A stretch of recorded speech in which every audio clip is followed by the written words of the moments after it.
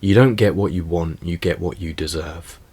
I remember a year ago I was walking through the streets of Bristol just before going to bed. Because it was a habit that I cultivated, I would go for a walk in the streets at night and I would talk to myself out loud to clear my head so I could roll into the next day. And I was walking through the nature and I walked past a park and I was reflecting, talking to myself out loud, and I realised that for the first time in a long time, I felt like I was in the right place at the right time with the right people, and that if I died in that moment, I would die willingly, because I felt like I was actualising my full potential in life, and I was operating from a place of fullness, and I didn't necessarily want anything, but I was engaged in action anyway. Contrast that with the last 3 months of the last year, so 2023, probably from September to December. I found that the pendulum had shifted in my mind, and I went from operating from a place of fullness to a complete operation from emptiness, where I was grasping for things externally in my environment. I wanted success, I had a big picture of everything that I wanted to achieve, and I found that I was more disgruntled with each day that went on, which was a complete contrast to the state I was operating from in Bristol. And it's these states that I've returned to in my mind, and I want to articulate to share these ideas with you right now. I think that a lot of the times we trip ourselves up and we get in our own way because we've been conditioned, not just by society, but through our own mental reverberations and programming, that we need to focus on external things in order to feel an internal sense of fulfillment. The difference between operating from a state of emptiness and a state of fullness is that when you operate from a state of emptiness, you have a hole inside of yourself that you need to fill up. And you just so happen to go about it by focusing on something outside of your internal environment that you have no control over in order to fill up that hole. So you grasp and you lie in wait and you sign a contract with yourself to be unhappy until you get the thing which you want, like Naval Ravikant says.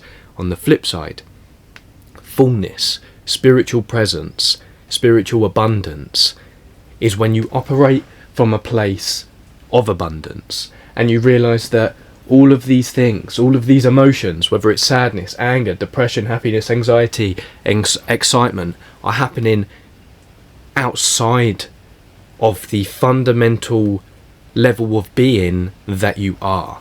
You know, when you operate from a place of fullness, you don't need external things in your environment to fill you up inside, because there's not a gaping hole. It's filled internally, etherically. You're not focusing astrally on things which you want to accrue in order to make you feel a certain way. It's like the saying in the Bible, to he who has everything, everything shall be given. To he who has nothing, everything shall be taken away. It just so happens that when you want something, which is a tricky topic to talk about because each human being is wired to desire things, because we have a multiplicity of desires going about in our mind every single day and at every single thought we encounter. It just so happens that when you do desire something, you emit the frequency of lack. So you're actively telling yourself, I don't have this thing yet, but I'm going to work towards getting it. And while I work towards getting it, if you don't pay attention, you'll be incredibly unhappy. Going back to another video that I posted, which was an equation, want nothing plus do anything equals have everything. The reason why wanting nothing attracts everything is because of the state in which you operate from, which is fullness. I realised in that moment when I was in Bristol and I was going on that walk, I could die in any moment because I'm fulfilled. I was fulfilled. But in the last 3 months, I've been grasping and I've been lying in wait for something externally to fill me up inside. I made a video the other day, a bit tongue-in-cheek but serious at the same time, about how to speak to the universe and get what you want.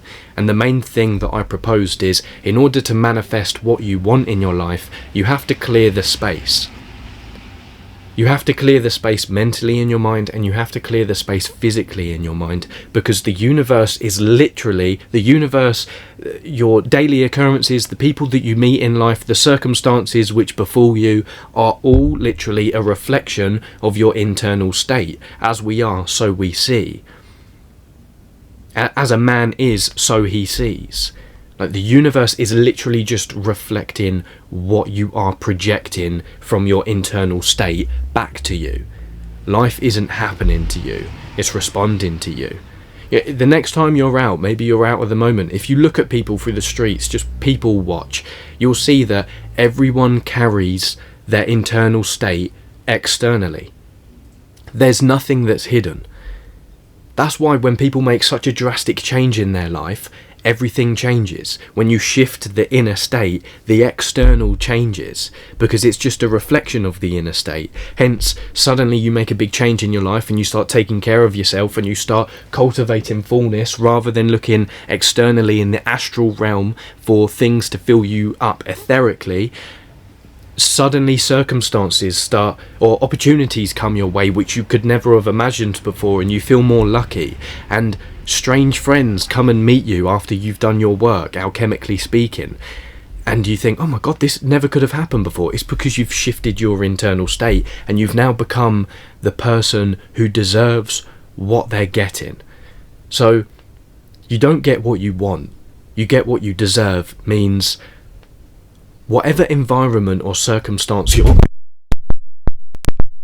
I deserve that. Whatever circumstance or environment you're in right now is a reflection of how you're bringing yourself to life. So if you have a negative self-image, that is literally a thought that you have continuously cultivated and has now become part of your identity that you're choosing to hold on to. It's existing out here. But what you don't realise is the fullness is always there. You just need to return to it and choose to operate from that state. Fullness and emptiness are not completely different things. You know, opposites don't exist in life. Opposites are just 2 degrees of the same thing. They're just 2 ends of a spectrum. The spectrum is the same.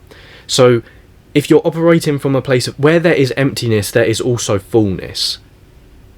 Does that mean that where there's fullness, there's also emptiness? Potentially, if you drift from one end of the spectrum to the other. Where there is love, there is also hatred. Where there is fear, there is also courage.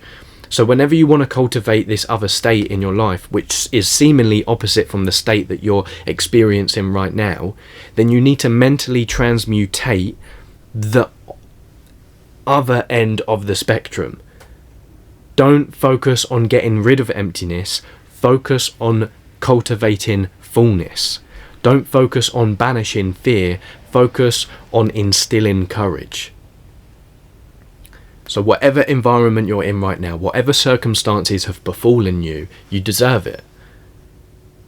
You deserve it because your internal state hasn't been changed. Until you focus internally and you cultivate fullness, you will continue to grasp externally for things in order to fill you up inside. The ego says, when everything falls into place, I'll find peace. But the spirit says, find your peace and everything will fall into place. You don't get what you want, you get what you deserve.